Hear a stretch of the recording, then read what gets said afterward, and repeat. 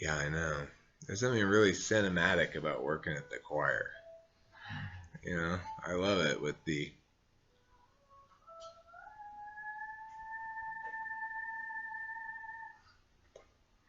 That's really good. That's good. That's impressive. She's got good pitch, and she's just like way up there. Think I can get that high? I don't think so. Sure. Did you put it under? Where'd you put it under? Because I just got up to it. I think it's. Where's this? It's in. Oh. I need. That's nuts. That's cool. So what are we doing right now? What are we waiting for? I'll move it with you. Laundry list. What speech is it? Your speech, Courtney? Yeah. Okay, well go just make the arguments at least, so we know what we're doing here. Okay. Do I? Just I tell you what. I want you to just sort of pre. Oh, shoot, my bad. That's the wrong one. Okay, don't worry. Don't, Kevin. That's lower priority. Courtney, go ahead and just go down and explain to me what your answers are going to be. Okay. What's the first argument? His first argument or his first? What's your first thing you're going to respond to? His contention.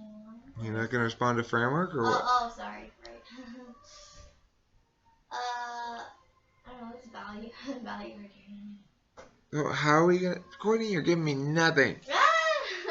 How are you going to respond to it? Value is fine. You shouldn't even bother messing with the value. You just argue with the value criterion, right? Yeah.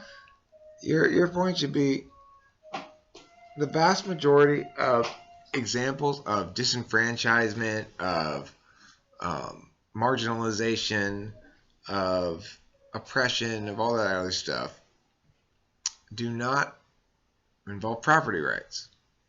There's no reason we should adjudicate this issue on the very narrow criterion of property rights. Okay? It's basically your simple enough response to it. Now, we've gone through most of that other framework stuff, right? Answer as best you can. You need to make the point that there are lots of ways in which we as a society limit people's individual liberties. If you live in certain towns, you can't park your lawn on the you can't park your lawn on the car. You can't do that either, but you can't park your car on the lawn, right? Well, but I own this house, it's my lawn, my car. I can't. Well, because it looks bad and we don't like it.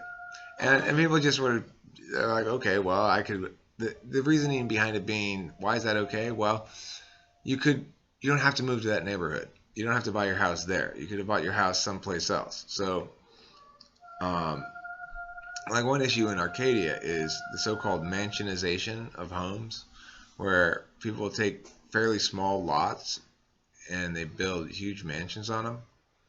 And the old style ranch home is gone from certain areas of Arcadia and still there in other areas. So that's an example of limiting property rights based on sort of a community value. For one of the arguments is we want to be able to see the mountains.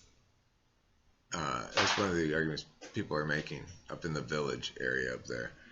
But I mean, if everybody had mansions, they'd all be able to see the mountains the same from their top story windows. I mean, it's like the fact that all the houses are single story only affects mountain view if there's a mix of single and multi-story.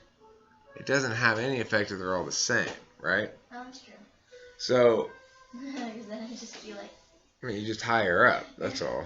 But I understand that a lot of people don't want to change their homes to a mansion, and there's a certain cost associated with that, making that change as well. So, I mean, I can understand why people are. I mean, I just go to show you how there are certain areas where the straight up negative natural rights model seems to fall short, because, as a matter of fact, the things your neighbor does, they do impact you, right? If your neighbor decides to get 6 big dogs that bark all night, that's going to impact you. So we need to think about that sort of stuff as well. Anyway, I guess that's about it for class, huh? What time is it? 59. Well, thanks for coming to class. And also, let me just say this. Thank you for tuning in and watching another exciting episode of Talking with Famous People.